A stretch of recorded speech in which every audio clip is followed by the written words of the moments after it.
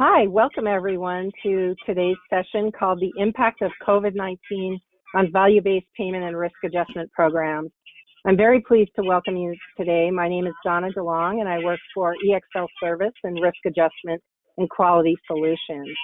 And we are extremely fortunate because this is actually a virtual roundtable. We have collected some industry experts that have a lot to share. Our industry experts have decades of experience in risk adjustment and value-based programs, and especially in working both from the provider side as well as the payer side. And so I'd like to first introduce and welcome our speakers, our industry speakers, Arnold DoRosario, Dr. Arnold DoRosario. If you could advance to the next slide, please. Dr. DoRosario is a board certified, and he's coming to us from Yale, New Haven, where he is the Chief Population Health Officer. We also have Mechelle Reed on the phone, who is the Vice President of Data Management and Risk Adjustment and Credentialing from Brand New Day Health Plan. And I think that this brings a really rich set of information to our discussion today because they represent various elements of the healthcare system and the stakeholders. We also had invited Nina Foreman, and she has been very instrumental in helping to plan this program today and has been a significant contributor. Unfortunately, Nina is unable to attend today. She would definitely like to be here if she could, but she's going to continue to contribute to us because part of the response to our discussion today will be to create and publish a summary of our topic, as well as some of the key learnings from today and the themes that arise from our discussion. And Nina will be a contributor to that as well. And so a couple of things about the program. This is being recorded. We will share with you a link to the recording and the slides. We will have a couple of poll questions throughout the session, and welcome your input. And we also encourage you to put in some questions in the chat box. And at the end, we'll save some time for questions as well that you'd like to ask our panelists. So with that, I'm going to actually ask Arnold and Mechelle to do an introduction of themselves because I'd like them to talk a little bit about the role that they had in their organization. They both had very leading roles within their organization in responding to the COVID pandemic and how they operationalized or planned and implemented their operations, changed their operations to accommodate the shift in the market. And so we'll start with Arnold. Yeah, thank you, Donna. I'm a practicing internist in geriatrician. Have been doing so for almost 4 decades. And I joined the New Haven Health System in 2014, initially as a Chief Medical Officer. I'm now working as a Chief Population Health Officer, and I've been very involved in value-based care. We started the first ACO in 2012, and the HCC coding and risk adjustment factors have been something we've preached for several years. I can briefly tell you what we did in our system. We had a first case. Yale New Haven Health System is a fairly large system. We have 6 hospitals, and we span from Rhode Island all the way to Westchester County. We have about 140 ambulatory sites. Northeast Medical Group is the ambulatory arm of the system. I often say we are the real doctors who provide care in the real world. And we had our first case of COVID on March 8th, and our first death in 3/21. We definitely saw the peak. We had a total of 10,800 COVID cases, 3,800 admissions, and 3,177 discharges, and a total of 548 deaths. So we were thrown into this on March 8th. We were in a crisis that we had never had a drill for. And this was new to all of us. Nobody, even with 4 decades of experience, had gone through anything so impactful in how we had to retool. Several things we did right off the bat was we created a hotline for all our patients and those not in our system. This was manned by RNs, and they followed an algorithm. If they thought of a high risk, they were then sent to telehealth, which we had stood up.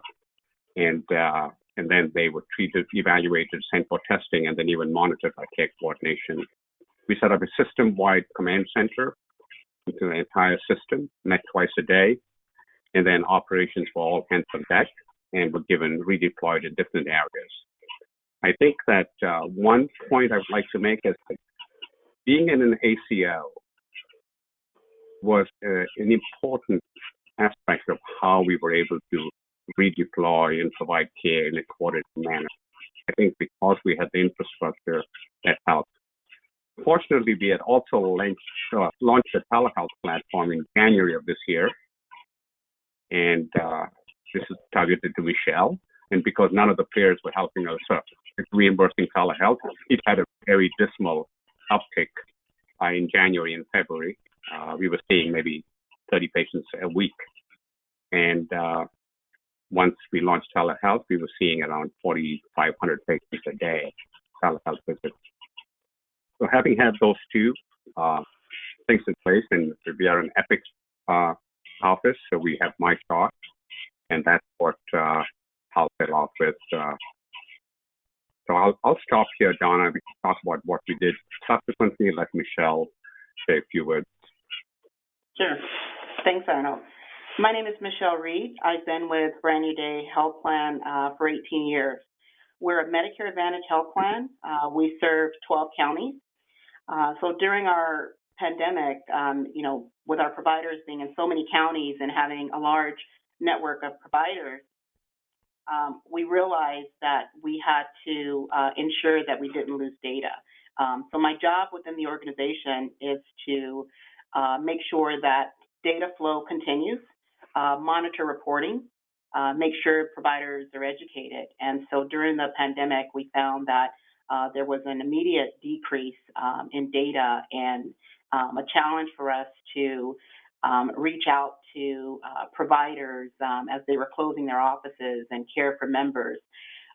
So, throughout the presentation, I'll talk about what we did from a health plan perspective in various counties, engaging our providers.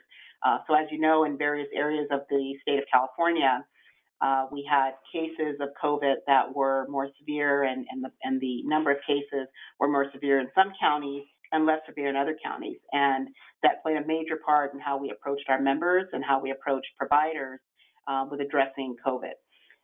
So we reached out to many providers and all of our members, and I'll discuss and talk about some of the initiatives we put in place working with medical directors and members and individuals within our organization to ensure that we captured data, we were able to report appropriately, and we were able to reach out for members. So as a payer, we realized immediately that we needed to work and understand CDC guidelines, and we needed to understand CMS guidelines in order to assure that we were compliant, that we maintained patient care, and that we were able to report data and make sure that we were all aware of what we were actually dealing with. So, I'll turn it over to Donna, but I have a lot to share throughout the presentation in terms of what Brand New Day contributed as a plan to our providers and to our members.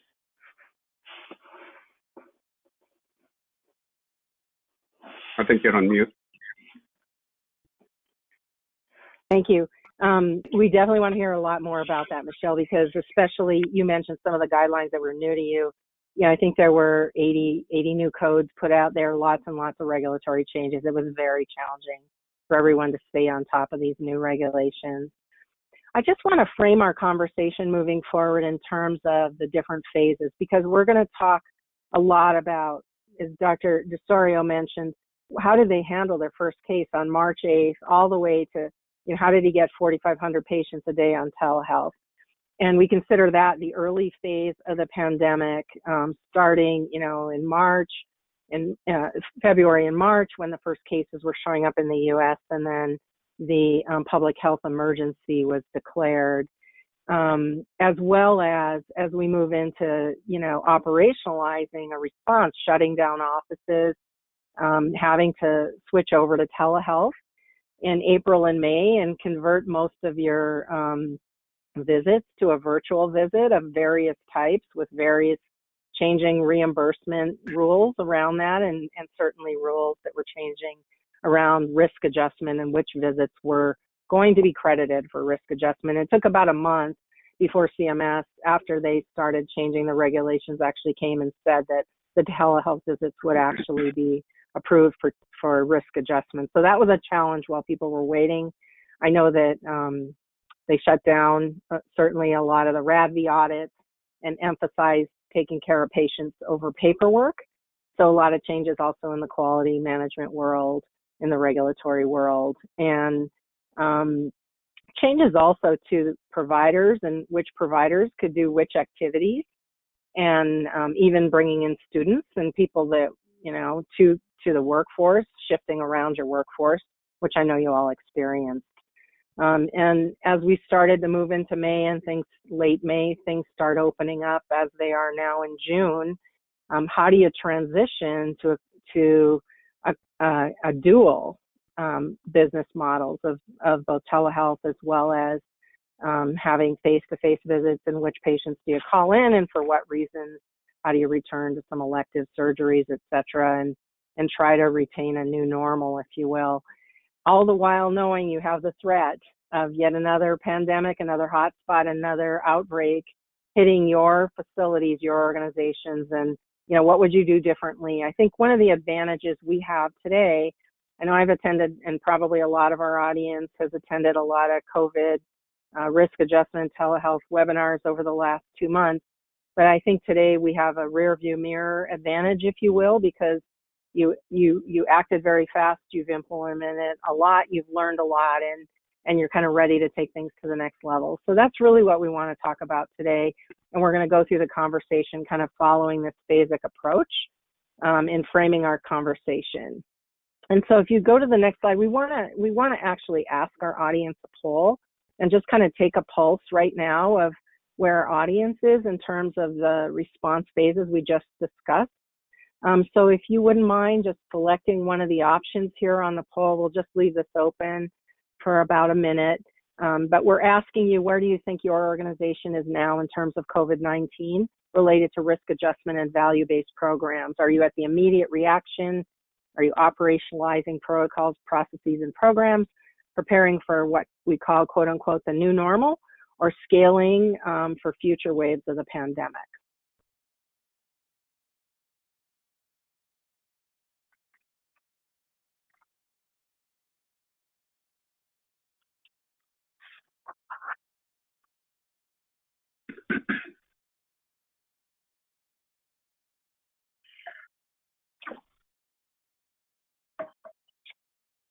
All right, VinCat has closed the poll, and it's interesting, 57% are in the new normal, but still quite a large part of our audience is also operationalizing protocols and dealing with the immediate reaction, and there are some definitely ahead planning for the next wave. Thank you so much for your participation. Let's move now back to phase one and talk a lot more about, what really impacted you the most as the pandemic hit. From a regulatory, I want to start with the regulatory response. I know, Mechelle, you mentioned that, and you mentioned CDC guidelines, changing CMS guidelines. What are the other guidelines or rules, regulatory changes do you think impacted kind of your go-forward strategy the most at that time? Unmute. I think the first initiative was to make sure, thanks, Arnold, that we were aware of all the waivers, the 1135 waivers, and we understood the changes with the regulatory agency. That impacted how our physicians would deal with patient care. So our medical director committee, as well as a COVID committee, we engaged together to understand what this actually meant to us as a health plan, how we deal with patients, and how we deal with our providers, and understanding the rules. Were there any billing changes, or were there any changes to physicians' offices? So at that point, I think what we initially did is we needed to realize that there were patients that were probably being turned away at physicians' offices who were now closed, and they had no way to get rent services rendered.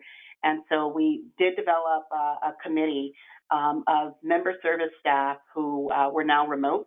Initially, we had to get our entire health plan, set up at home to work remotely during the pandemic. We did utilize member service staff to reach out to all of our members. It's important to note that we operate a special needs plan, so we have various SNPs. So our members are not your standard, healthy senior or standard MA member. We really had a lot of fragile members that required some one-on-one engagement in terms of how to address the pandemic. And we had to understand, were they living with family members, and did they have quarantine, and what did that mean?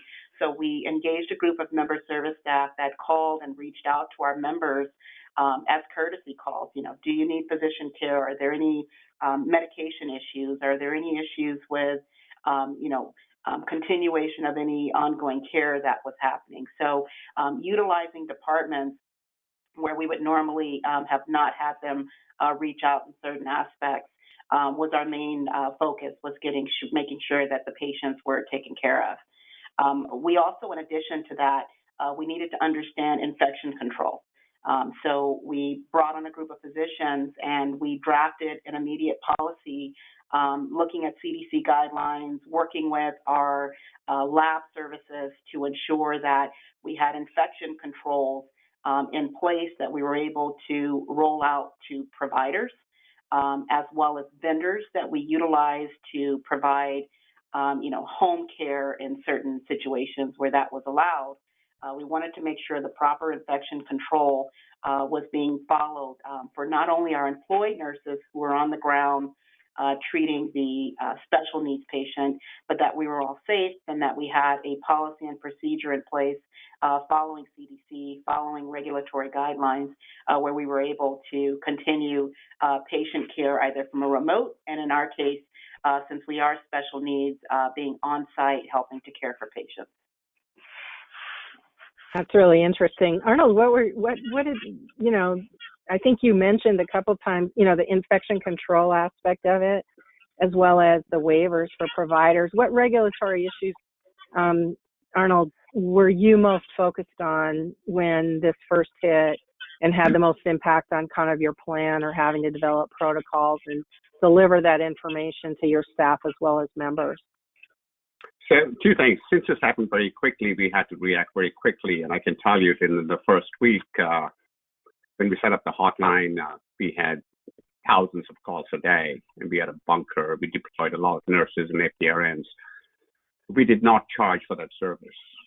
It was a free service because we did not have the infrastructure to create this. It would take too much time.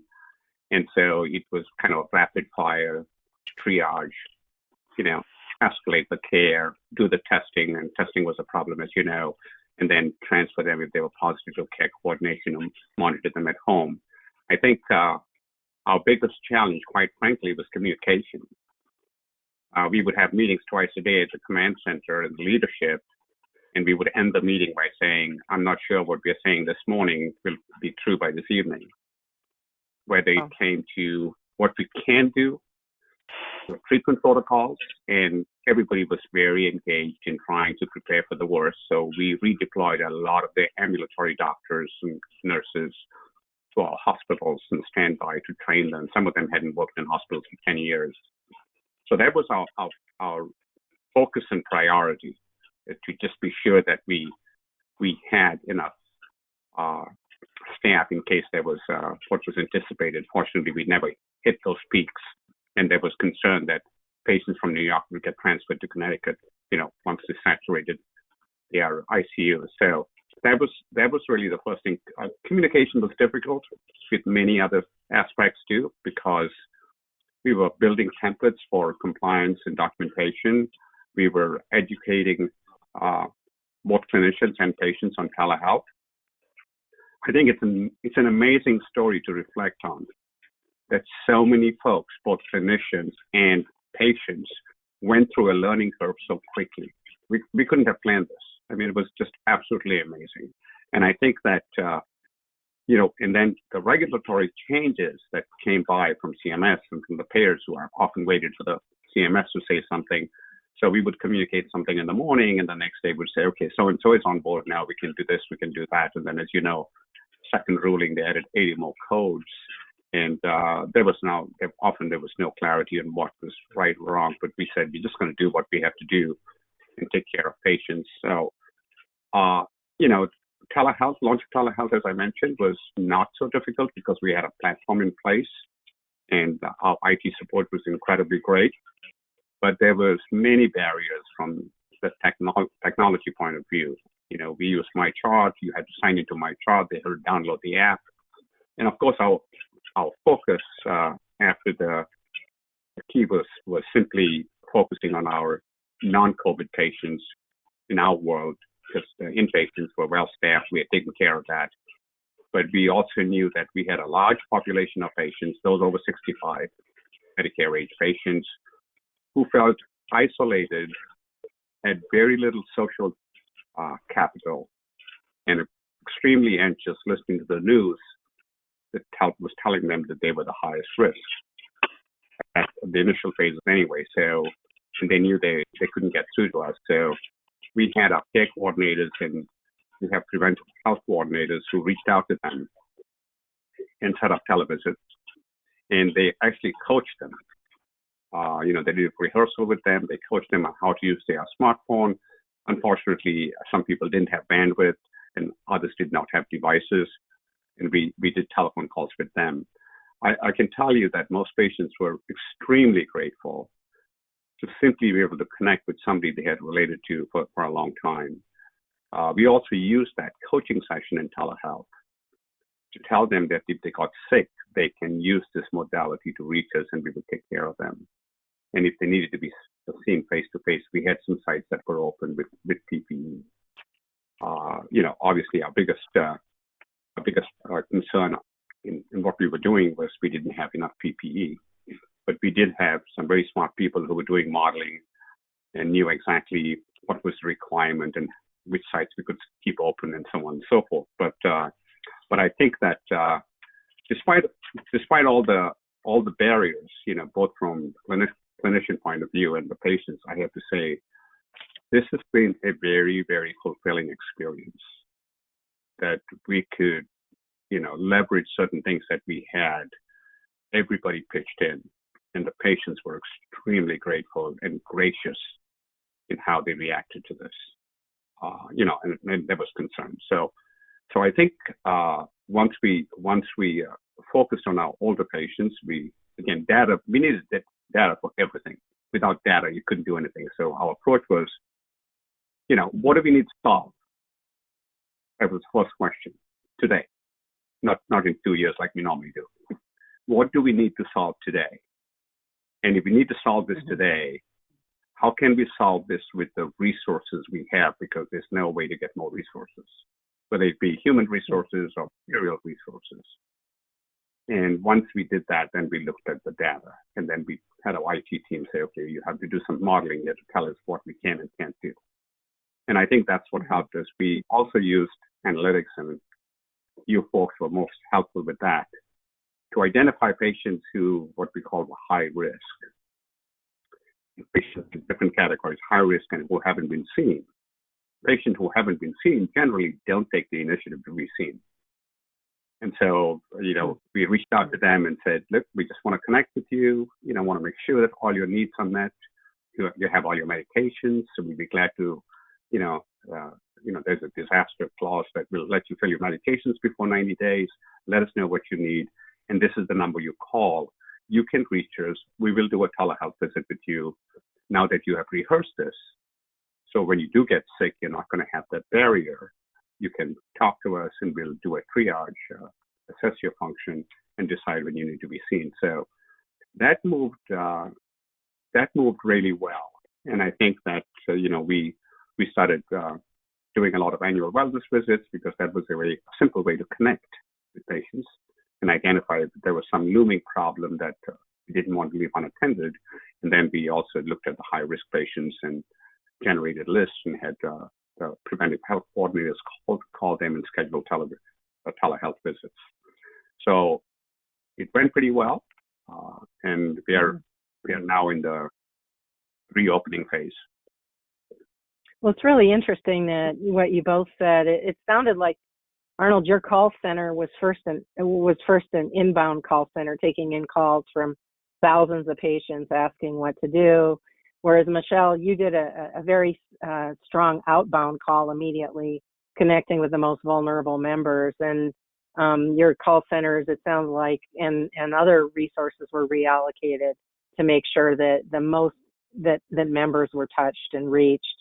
And Mechelle, did you have the same reaction, just gratitude from members that, someone from their health system was reaching out to them? What was the response of your membership to all of your extra efforts to, make sure you put in touch with everyone?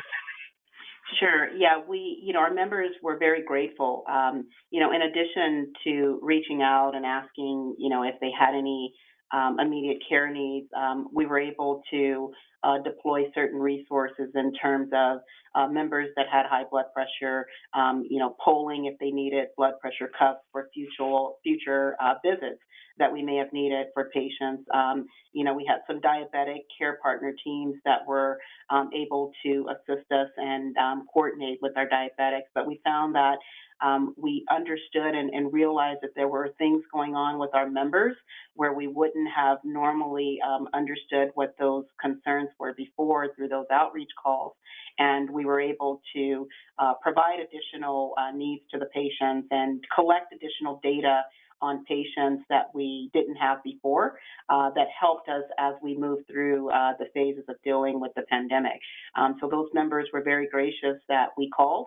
I look at it at the very least, we'll do really well on satisfaction surveys because patients were really pleased that we called just to see that they were okay and just a survey and see if there were any immediate needs clinically. Right. And Arnold, did you also deploy some remote monitoring like that equipment to patients' homes, or did you also? I just want to comment what Mechelle just said. We did a Prescani survey with our patients from telehealth. Now remember, these patients are older, not familiar with technology, and needed coaching. We scored just as well as face-to-face, if not better, on our Prescani survey on their telehealth experience. So, I'm sorry, the question you had for me, Donna? No, did that surprise you that you scored better on telehealth, or did that surprise other people in your organization? That surprised me because of the number of complaints we were getting about technology at the beginning, which sort of simmered down. We were insisting on using MyChart, which is an Epic-based tool, which has great other benefits, but a lot of folks wanted to use Zoom and Doxy.me, and we were trying to discourage that. It was a lot easier.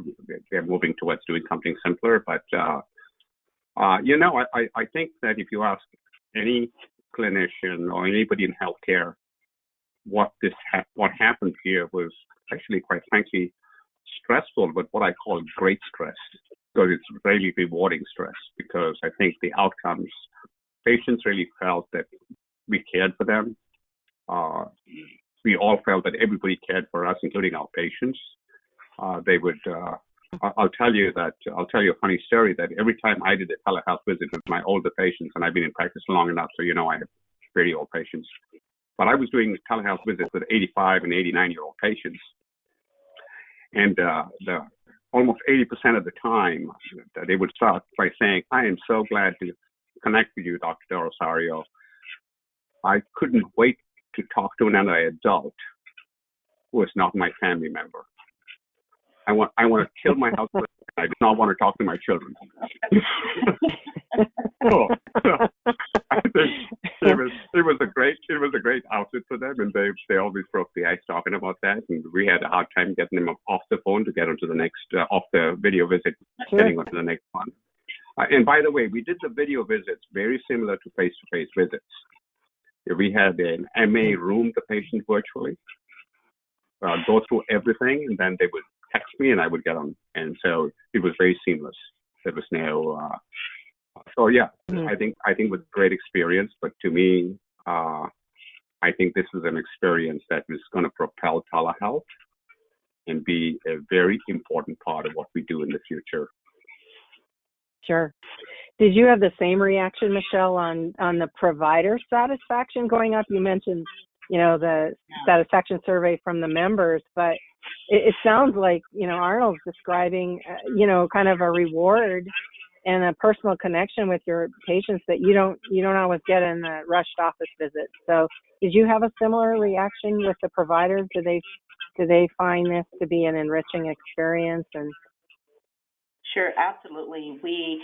So we immediately began training telehealth and working with the providers through, monthly calls. And so we increased the frequency of those calls.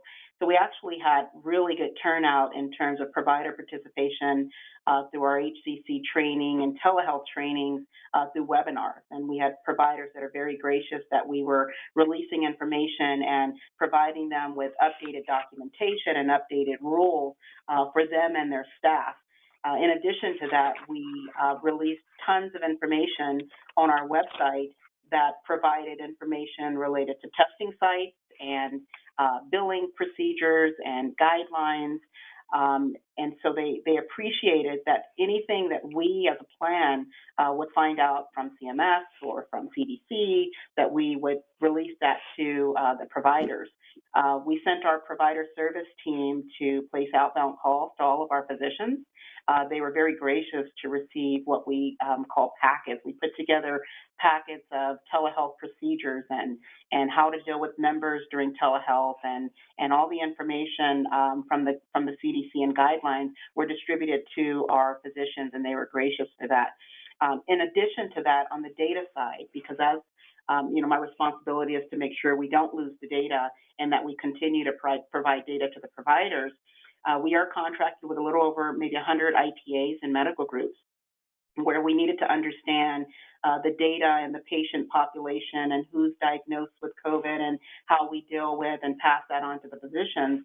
We went into data mode where we were able to update our census and work with our utilization management department to make sure that we were accurately tracking COVID cases using CPT codes and diagnoses codes that were defined for these services, and place data criteria in place to work with our department in order to release this information and provide additional information to a member's primary care physician.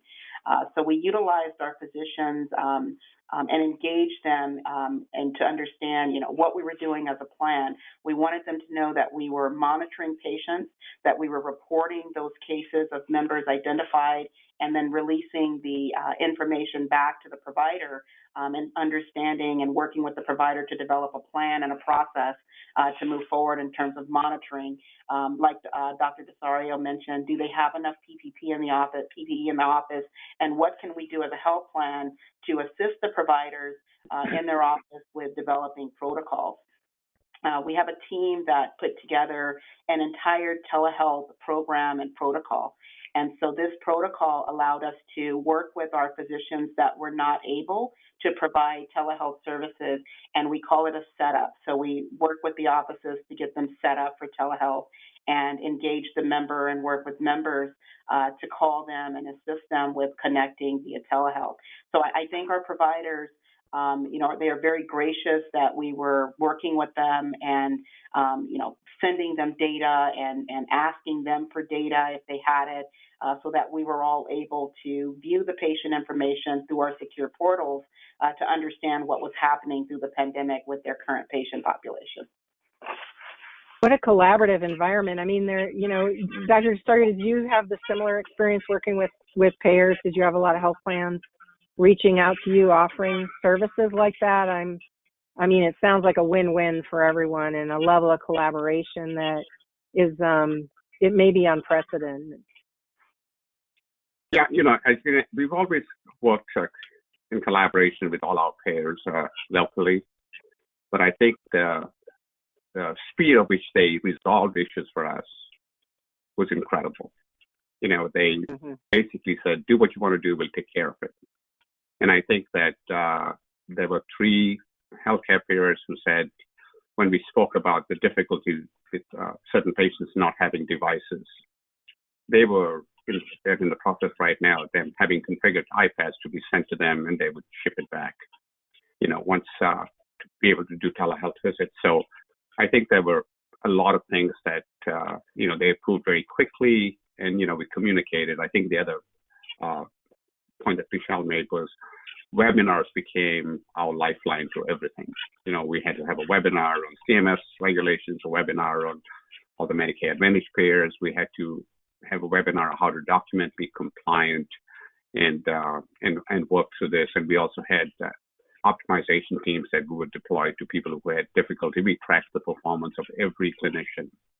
And if we saw that they were kind of below the bell curve, we would sort of send resources to them to be able to help with that. And I think that that was really of great benefit.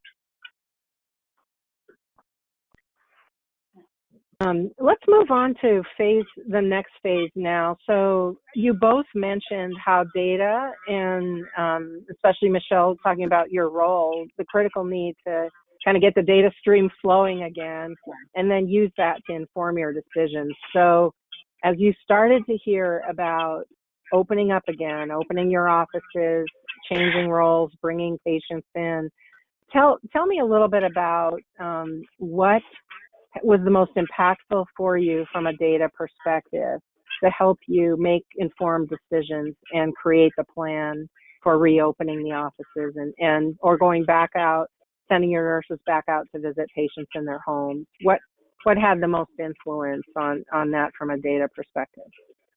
Okay, so we absolutely realized over a span of 3 months that there were tons of data lost. We had members that were not going in to see their providers, so we looked back, and from me being a data person, looking at where our HEDIS and STAR measures would be, and what we looked at in terms of encounter data and risk adjustment data compared to where we were the prior year, there was definitely a drop in data. So we had to understand, and put together an action plan. What do we do to get members back in offices, and what resources do we have to connect with providers and services in order to increase our data? We do have vendors that were, nurse practitioners, PAs, physicians able to connect with members via telehealth. And so we're still in that phase of engaging members with telehealth visits for their annual wellness exams, and working with members to make them feel comfortable with lab stations and going to get their lab draws in order to capture that data. So while this is going on with our physicians and payers, from a data perspective, it was what can we do now with our coders and with our risk adjustment team to sustain our RAF scores and look at data. So we deployed these teams to look at our existing risk adjustment reports. This gave us the opportunity to reach out to those provider offices that had staff and they were not seeing patients, to now look at our health assessment tools and where do we have data gaps. And this was, kind of an opportunity where there was some downtime in physician offices to take a look back at missing HCC and gap reports and pull medical records, and let's look at what we already have, and were there missed opportunities to grab and capture data that's sitting in charts. And we now have this office time where physicians and office staff can help us with taking a look back at data to make sure that we've captured all of the chronic conditions in charts. In addition to that, we looked at all of our HCC error reports. So as we work with physicians and we train them on how you document through telehealth moving forward, are there conditions that are sitting there where we need to work with your office and work with your clearinghouses and encounter data team to make sure that we are still capturing the data that you're submitting. And so there were, as you mentioned earlier, a lot of billing changes with telehealth services and engaging our vendors that perform visual and audio services for annual wellness exam. Are we documenting appropriately? And we trained physicians, and those webinars that took place helped offices to make sure we were capturing conditions correctly. And although this was a telehealth visit, visual audio, were we still addressing chronic conditions? So we had to equip our physicians with, even though this is audio visual, do you still have the patient history of what the chronic conditions were in prior years?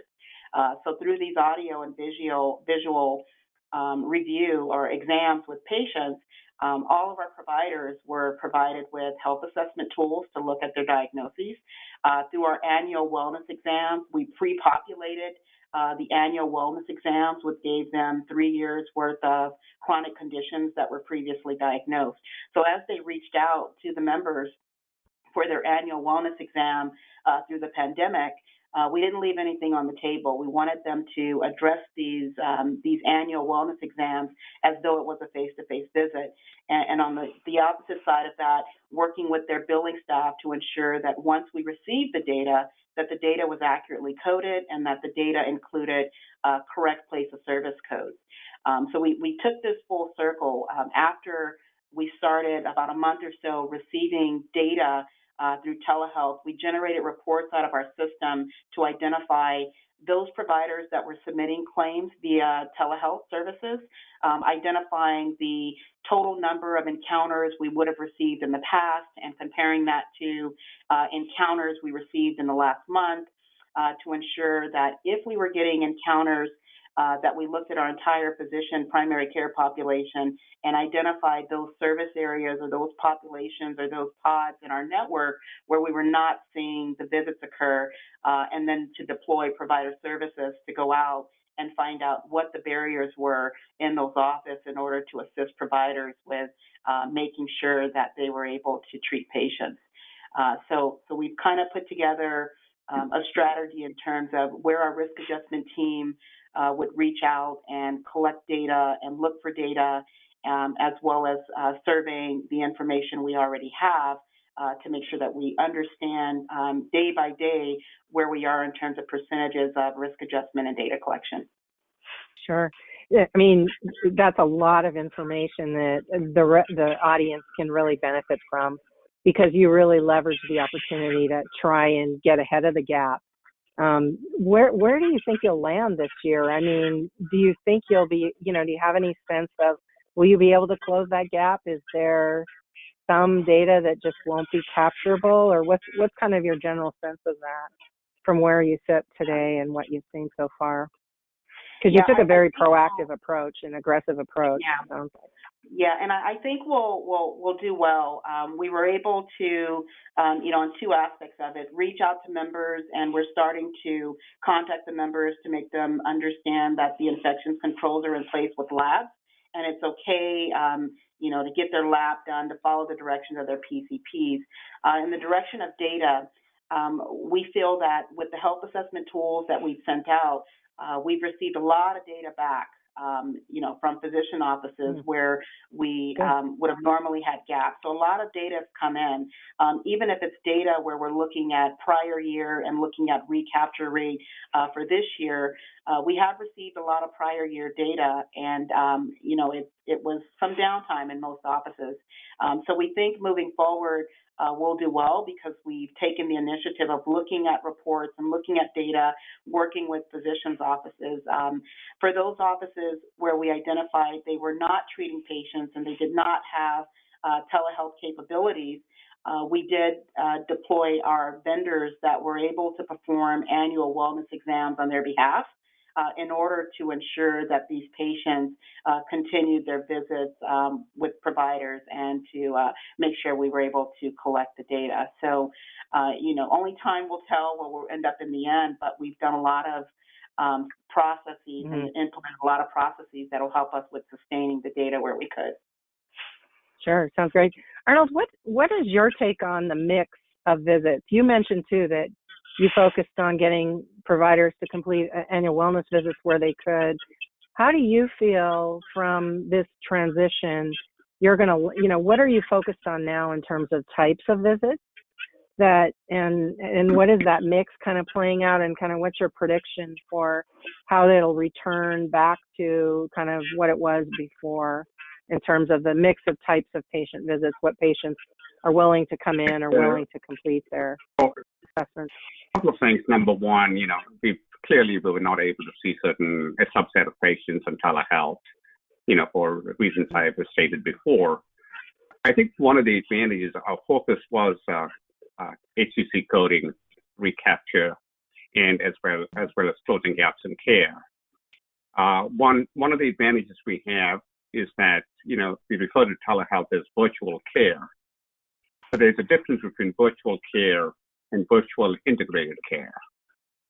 We have virtual integrated care because when we interact with the patient, we have their entire medical record in front of us. And when we're doing the wellness visits, we get prompts, we have Epic shows what codes need to be captured so we can enter the meet criteria. So that's a huge difference than, say, using a commercial vendor to do, because they may have some claims data, but they may not have all the details we have. So that's been great. But there are still some gaps in care that you cannot complete without having an encounter. Certainly. So I think we've done some things like, if somebody has not had a colorectal screening, and we know there's going to be a backup because we cancel all the colonoscopies, and if we think and they've sort of crossed that timeline, we started mailing Cologuard to them. So if the Cologuard comes back positive, they'll jump the queue and get a colonoscopy first. We are now sending up hemoglobin A1C kits, home kits. We are still in the process of validating that. And patients can have somebody drop off a urine sample, and we can screen for just to give you some examples of what we do. As of last week, we started reopening the offices, and there was a lot of work behind there because, we have 140 offices over 100 miles span. Most of them are multiple physician offices. So sometimes just the location and, the geography doesn't lend for more than a few clinicians. For example, in my office, we have 11 clinicians, and we're only allowed to have 4 clinicians at any one time, even though it's a fairly big office, because the number of staff supporting you, social distancing, we had to, do a lot of modifications with screens and entrance screening and nobody in the waiting room and so on and so forth. So in phase 1, we're going to be seeing about 30% of face-to-face visits continue with telehealth. And phase 2, which is going to be next week, we'll increase that to about 45%, although we're ahead of schedule already. And we think by August, we'll be at 95% capacity when we look at both face-to-face and telehealth visits. But our intent, quite frankly, is to maintain telehealth. That's assuming CMS and all the payers continue with that. But we also have a committee right now called Telehealth Advancement Committee, and they're doing several things, one of which is to make the interaction seamless so patients don't have to struggle with downloading an app and doing a lot of things. They're going to use a Video Connect as a second app that goes with my chart. But also we are working with a company right now to look at devices, whether it be virtual stethoscope, blood pressure monitoring, doing an EKG strip, doing oxygen sats, and devices that will probably be able to do virtual house calls on these elderly patients, or providing medical supervision in a SNF after hours, because what happens when somebody gets sick after hours, they get shipped to the emergency room, and then I'm sure Mechelle will say that what could have been a $1 problem becomes a $1,000 problem because for some reason, like the casino over there once you get there, and so I think that if we teach nurses in SNFs how to use telehealth, we'll have a physician on call who with some of the devices might be able to better assess that. So our plan, quite frankly, and again, with telehealth, we are now implementing interpreter services that is fully integrated. So somebody will not have to deal with the language barrier. And at the same time, one of the biggest enhancements will be that we'll be able to do telehealth with our patients with their family member or caregiver present at the same time in a different site.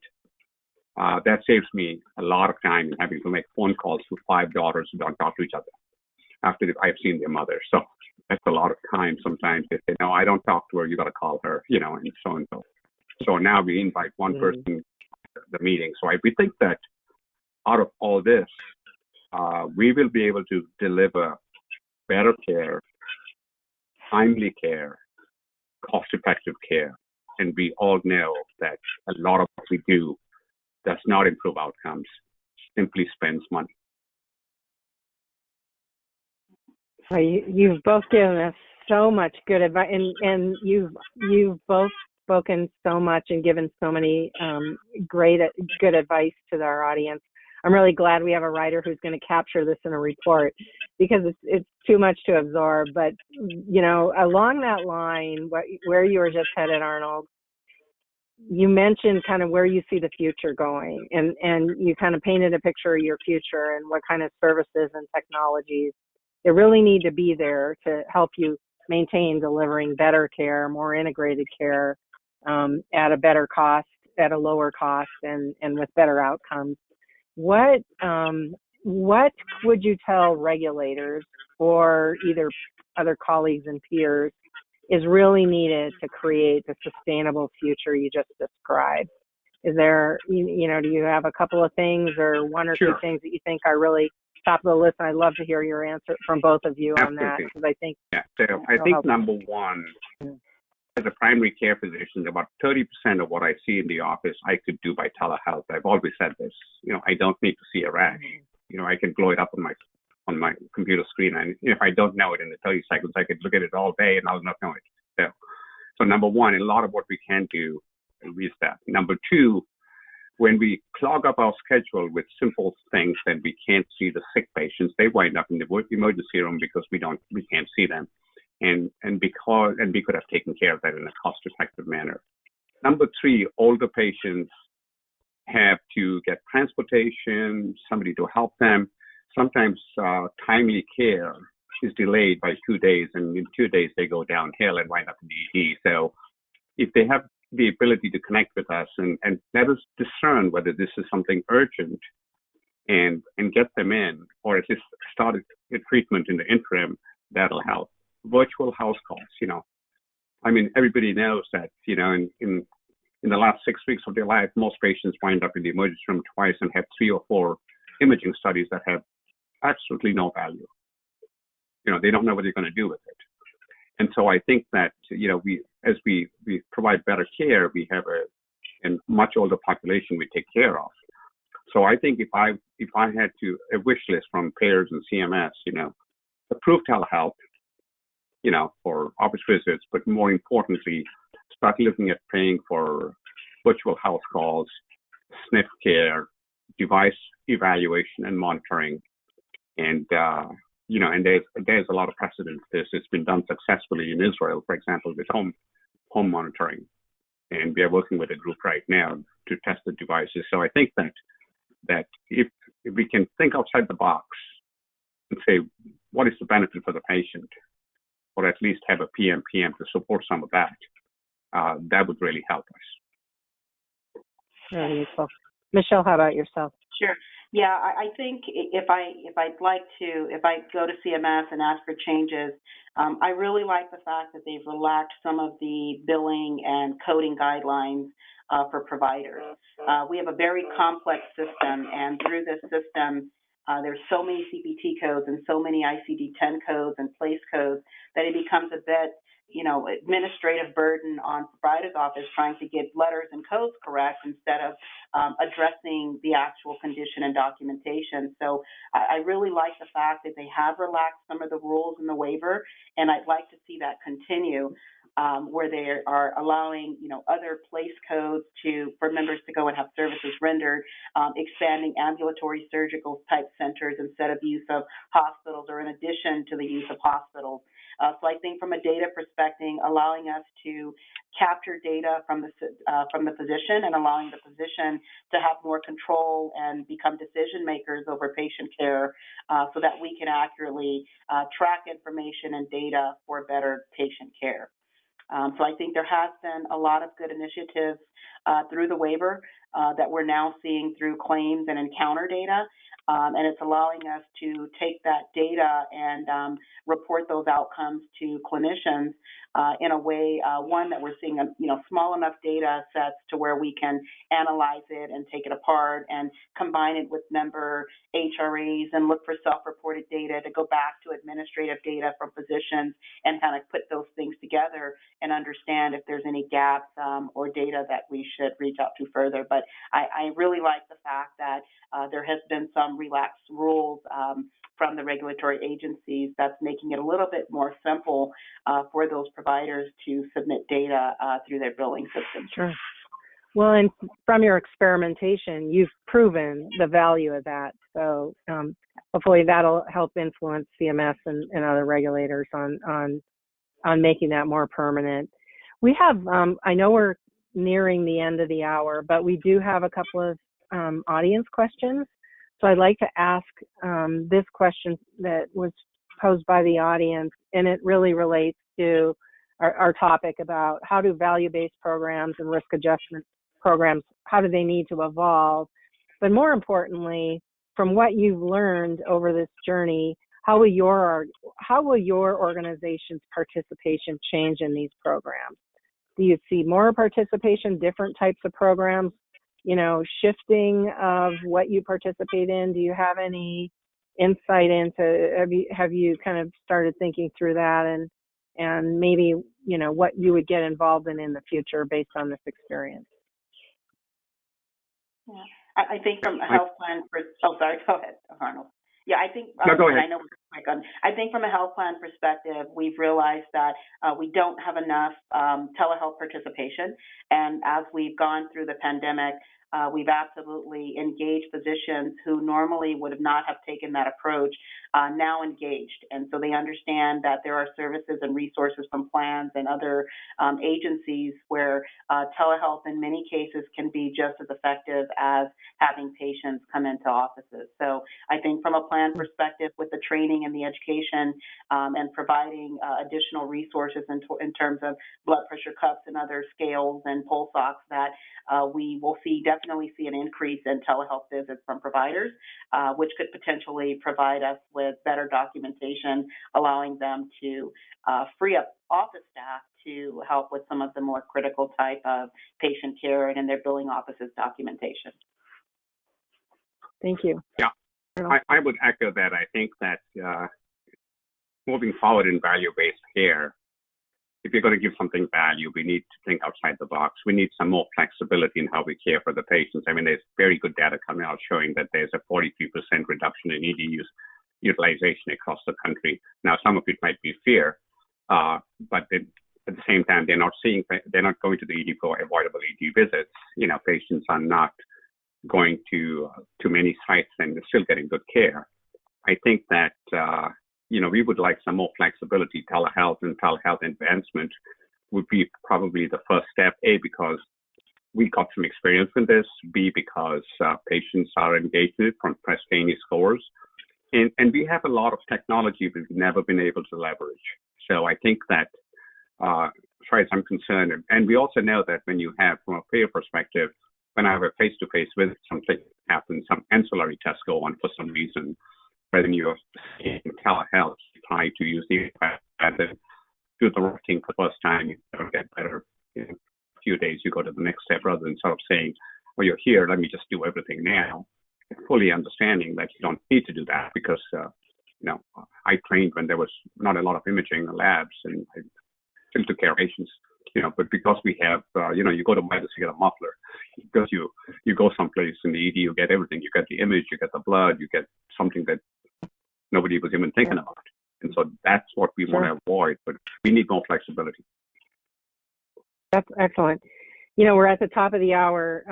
I really thank you again for all of the great advice. I'm really glad, like I said, that we're documenting this and we'll be able to provide a summary because you both shared so much information and so much useful evidence for our audience. I can't thank you enough for your participation, and certainly we really enjoy working with you and continue to work with you because of the thought leadership that you both bring to the table, your organizations bring to the table, and thinking outside the box. You couldn't have stated it better.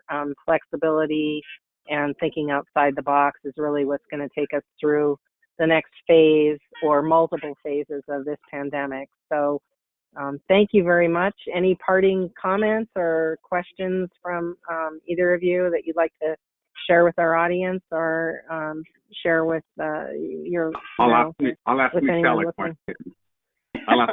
Okay. Good. I won't embarrass you. I promise you, I won't embarrass you. Just, you know, I think CMS is collecting a lot of data to see whether telehealth and doing what we're doing, you know, has made an impact and be cost effective and improved quality. Are you folks doing the same thing to see that? Are you going to be collecting data to see how effective care was, cost effective as well as quality enhanced? Absolutely. We are definitely collecting off data. Now, most of our physicians from a primary care side are capitated physicians. However, we're monitoring, we're looking at the documentation that's coming in through encounter data, as well as on the payer side, looking at hospital data. So analyzing, and we're starting now to see those bills come in from those hospitals where patients have been diagnosed with COVID or suspected of COVID. So we will definitely analyze the data, look at the data, and turn that into, you know, policy and procedures for if there are future pandemics of how we can do better and where we could either increase services to help physicians and also where we could offer incentives in some cases to increase telehealth programs or to better incentivize the way that we're currently addressing annual wellness exams. Thank you. Yes. Thank you. Okay. Thank you very much. Wealth of information. Thank you for taking time to spend with us and share your expertise, and also for our audience participation. Have a great day. I know you have to run to the clinic, Arnold, so thanks again. I know. Take care. Thank you. Bye. Bye.